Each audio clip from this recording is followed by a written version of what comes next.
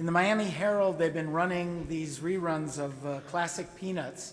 And recently, you've probably seen that it had to do with going back to school. Charlie Brown has given an essay, 1,000-word essay, what I did this summer. So Charlie writes, I played ball and I went to camp. And then he counts, 1, 2, 3, 4, 5, 6, 7, 8. And he says, all I need is 992 words to go. And then he goes to school the next day, and he's asked to share his essay with the class, and he explains, I couldn't write 1,000 words, I only wrote 8. So we don't hear the teacher's response, but Charlie responds, detail?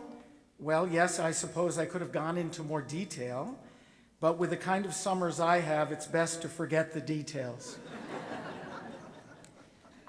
As adults, I think we're clear that God is in the details, and that details are important. So what I want to share with you is my essay on what Joni and I did this summer on our vacation to Alaska.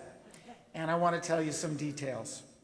More precisely, I'd like to share with you some of the insights that I gained during this experience. First of all, Alaska is awesome. It is indescribable, and I have no words to describe it. It is awe-inspiring. Every view brings you to a new state of awe, though that creates a problem. And it's not just this awesomeness. There is almost an awe. There's a sense of enlightenment that comes out of the beauty, the raw beauty that is Alaska. It is wondrous nature. It is a world that God created. One of the names, for the high holidays is Yamim Noraim, days of awe. And we're told that today we celebrate the birthday of the world, the beginning of all that is, the moment of the Big Bang, being itself, creation, existence. That really should bring us to awe. And at times, for some of us, it does. But for many of us, this period of high holidays may be a break in routine. It may be a time to listen to the president's announcements. It might be a time to go to nostalgia, think of the past. It might be an obligation that we feel that brings us here. It might be the meaning of coming together in community. It might be a number of other things, but rarely is it awe, if we're honest. It's not a feeling of awe that we bring out of this sanctuary. For most Jews, it just doesn't do it. Now, these holidays are a time when we're supposed to reach that, and I have to admit, as a rabbi who has to conduct services and speak and be up here, sometimes I feel delighted, validated, sometimes elated, but rarely have I ever entered a state of awe on the high holidays, neither before I was a rabbi sitting out in the congregation, nor since I've been a rabbi. But in Alaska, on a daily basis, I was awestruck by the magnificence of the natural beauty and the power of the raw wilderness. Every view, every experience kind of elevated me to a sense of awness until a certain moment. Rabbi Yossi wrote, "Alas for human beings who see but know not what they see, stand but know not on what they stand." We even have a blessing for great mountains. When you see great mountains, blessed are you, O Lord our God, King of the universe, Baruch atah Adonai Eloheinu, Melech haolam, Osei maaseh Bereshit, who makes the very things of creation. We have a blessing because it is awe-inspiring. But I also realized that the more I saw it, the less in awe I was. It was as if my level of threshold for awesomeness kept getting higher. And pretty soon, I was no longer as inspired as I'd been. It was, in some ways, more of the same. That awe factor had changed. There's a statement in the Middle Ages in Jewish tradition that says, "Be not blind, but open-eyed to the great wonders of nature. Familiar objects of every day though they be, but people are more wont to be astonished at the sun's eclipse than by its unfailing rise." Are we astonished when the sun comes up? No, we expect it. And yet, is there something more awesome than the dawn of a new day when we really think about it? When I first gazed at Mount McKinley at Denali, in all its magnificence, I was awestruck. We were very lucky. It was one of those perfect days. They don't happen often. They tell us that 20% of the time you can actually see all of Mount McKinley, and we were privileged to be there on one such day. And it was amazing. But after I'd seen it for a while during that trip, on our flight to Anchorage, we passed actually the top of Mount McKinley as we were flying, and I noticed I was no longer feeling awe. It was interesting. It was nice to look at, but I didn't have that same feeling anymore. Now, Denali National Park is 6 million acres. 6 million acres, 2 million of which are wilderness that are rarely ever seen by human beings. It's bigger than Massachusetts. Imagine a state park that's bigger than Massachusetts. If one hiked 1,000 acres a day, it would take you over 20 years to hike that park. That's how massive it is. So how do we capture awe during these days? When we have familiar surroundings, many people that we know, a book that we come back to every year. There's another name given to the holidays. It's called the 10 Days of Teshuvah.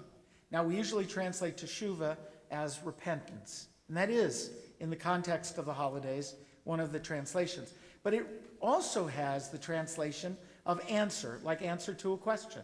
A Teshuvah is an answer to a question.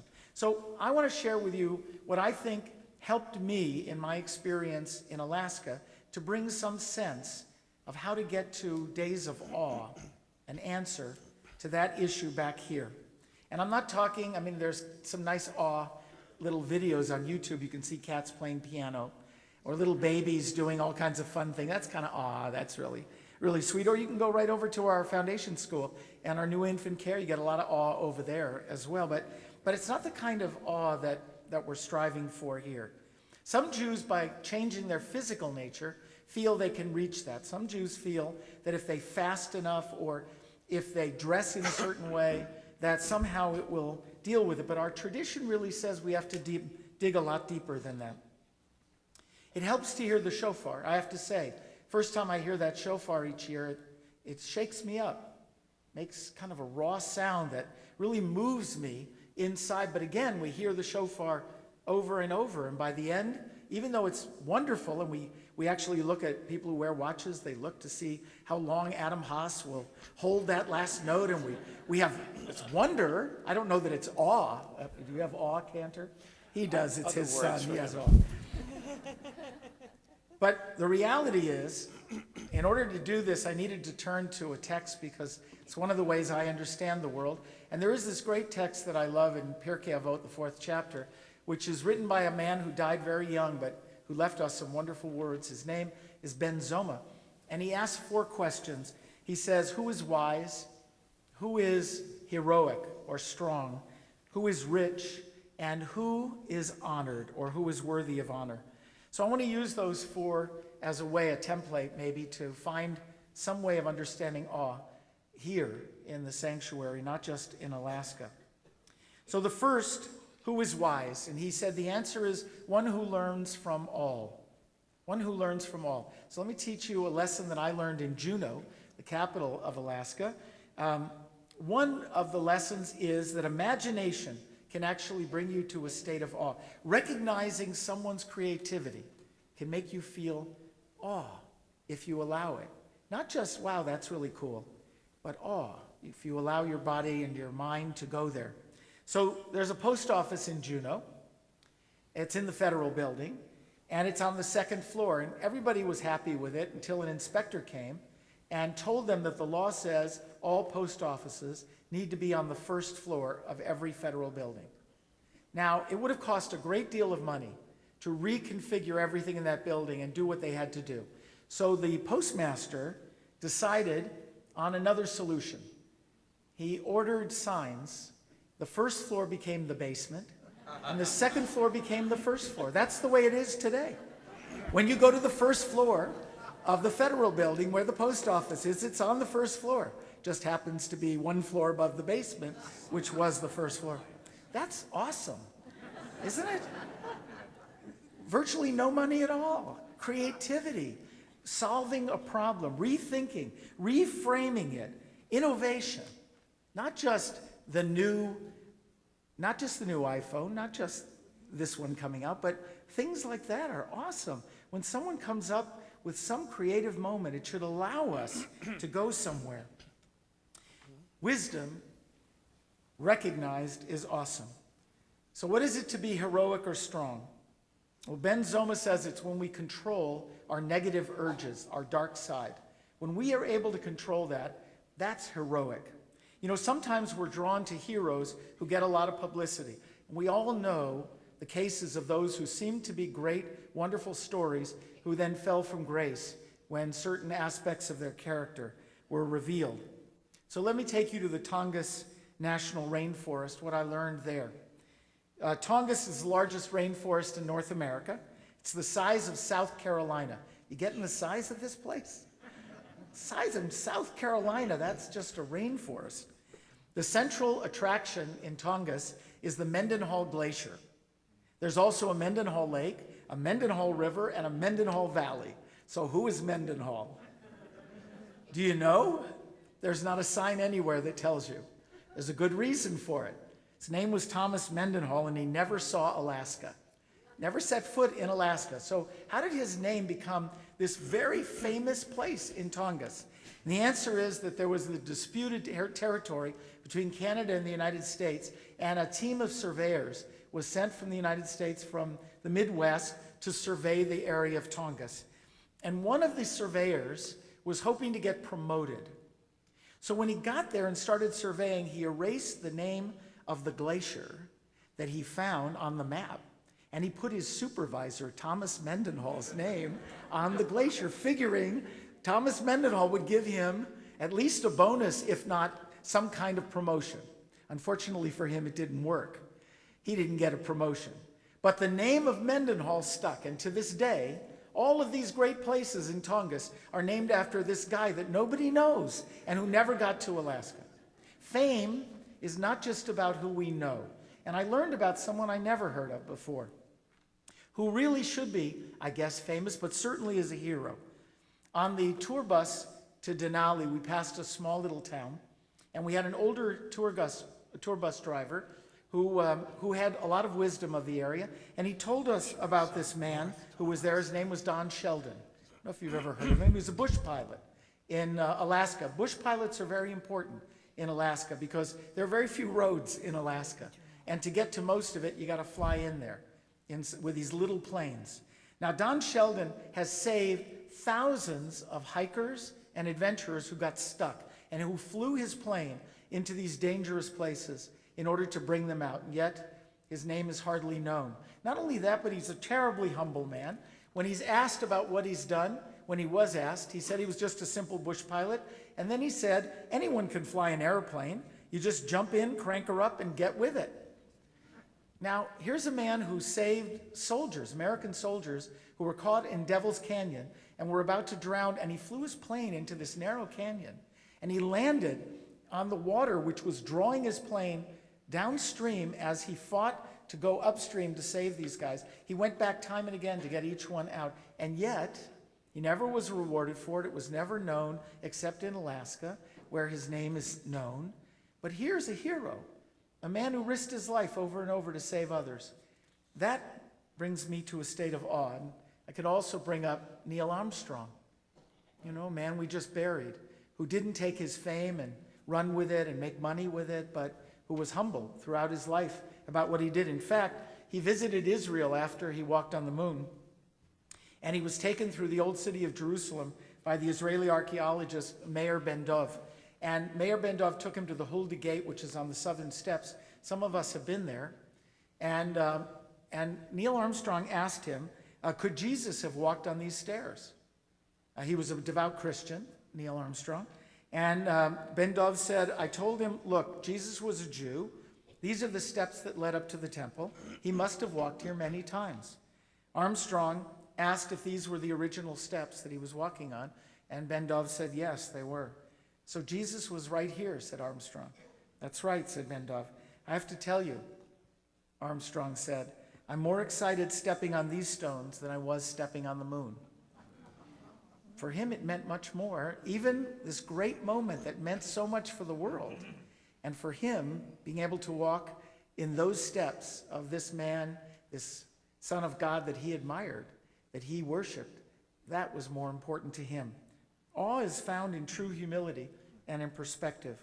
And I do see it here in the congregation. I see it in quiet moments of sacrifice, of affirmation, of love, of devotion and commitment to others. And it fills me with awe. So who is rich? And Ben Zoma asks that question. He answers it. Someone who's happy with what he's got. Someone who's content with what he's got. Do we rejoice in what we have? Do we appreciate and find inspiration and awe in what God has blessed us with in our lives? We are so blessed. Why are we constantly drawn to newer, improved, or faster? Menachem Mendel of Vitebsk said we should rejoice in the opportunities that God has given us. But we don't. We take for granted these things. And I have to tell you, it pains me to sit in a meeting or to see someone in a restaurant text on their phone while they're sitting with other people, talk on the cell, answer a phone, when there's somebody there, a human being who's given up their time to be with them and share that moment. And there they would rather text someone who didn't even do that. And I have to say, when I was in Alaska, I saw it as well. These magnificent scenes that we would probably never see again. And there were people texting and calling on their cell phone and turning their back to the beauty that was everywhere and could not be captured again. And we saw so much. I mean, to imagine, we saw calving glaciers falling, the crash of the thunder, the white thunder. We saw orca in the wild chasing after seals. We saw grizzly bears and caribou and salmon and brown bear and humpback whales. Imagine all of this, and they're on their phones and they're texting.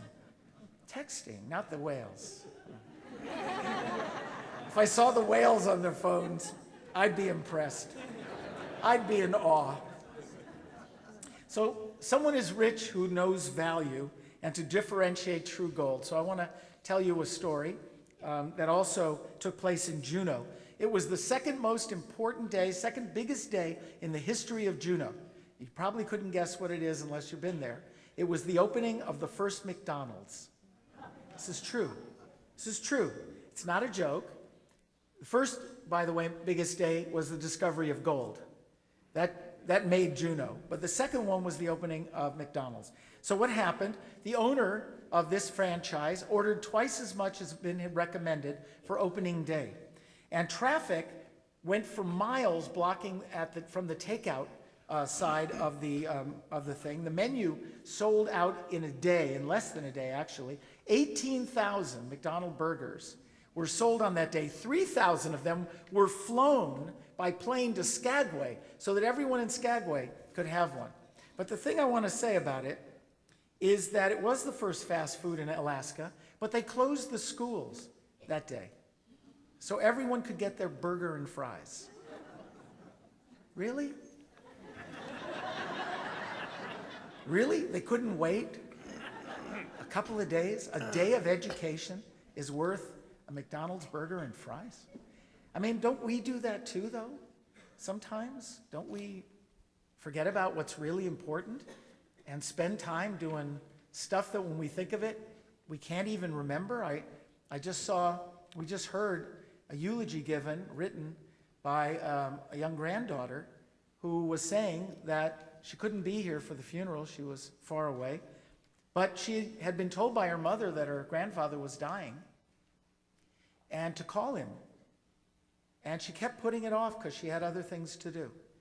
And when he died, she feels tremendous pain for not having picked up the phone. And she said in her remarks, I don't remember what I had to do that was so important, but I didn't make the call. You know, valuing real things makes me feel awe and fills me with awe. And the last thing that Ben Zoma asked is, who is honored or who is worthy of honor? One who honors all creatures. I learned this lesson from the salmon.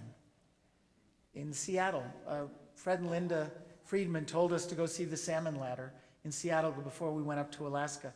And it was an incredible experience to go and watch the salmon fighting their way upstream. These are salmon who had been on a 3 to 5 year journey to get back from the saltwater into the lake of fresh water where they could spawn. And you watch them, because there's this underground area with these plexiglass sides where you can watch these salmon fighting their way up to get to the top. And then when we emerged from the top, what did we see?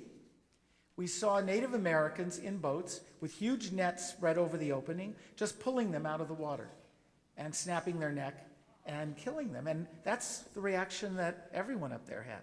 This seemed unfair. It was wrong. Why were they doing that? And we all stood there for a moment, and then a ranger came and explained it to us and said, by treaty, they have the right at this time of year to take about 1,500 of them out. They have two purposes in doing that. The first is to feed their elders these fresh salmon and honor their elders with the first salmon of the catch. And the second is to feast and honor the salmon that they are eating, because they recognize that that is what they're doing. Do we do that? Do we think of that? Do we honor what we have around us, what we eat, the people who are around us, our elders, our friends, people that we don't think about from day to day? We're worthy of honor when we honor others. These are the days of awe. These are days when we can be inspired. Each of us has that possibility. In Denali, there was a movie, and one line said, "For those who understand the language of the great silent places." We each have a silent place, a great silent place. It's our soul. It's who we are. And if we tap into that, even here, even in this place, even at this time, that great silent place, we can feel that sense of awe and thanksgiving. I was at one great silent place in Skagway on the river. I biked down with a group, and we went by the river. It was beautiful and silent, and it was a gorgeous day. Skagway means a place where you never breathe the same air twice. Beautiful, beautiful setting. It's named for a mythical princess named Skagway, a native princess. The north wind saw her going to drink from the river and wanted her. And so the north wind, according to the legend, blew in order to get her attention, but blew too hard and knocked her into the water, and she drowned. And so he took her soul and lived with her soul. And so the legend says the north wind and Skagway's soul are there in that valley. And when it's a beautiful day, you know that they are together in love. And when it's a stormy day, they're not getting along so well. It was a beautiful day, the day we were there. There was so much to find awe and beauty and love and blessing and gratitude. And we can do that too, if we recognize that great silent place that we have as the new year begins. May we find true wisdom by learning from each other. May we become heroic by being generous in our qualities, supporting and respecting those who are truly worthy. May we be rich by valuing the riches we already have, the things that matter, and devaluing those things that don't matter. And finally, may we be worthy of honor because we show honor and respect to all that is around us. That is awesome. That is truly an answer to this time. And that would make this not only a good year, but a great year. I wish each of us that awesomeness. Can you hear that song?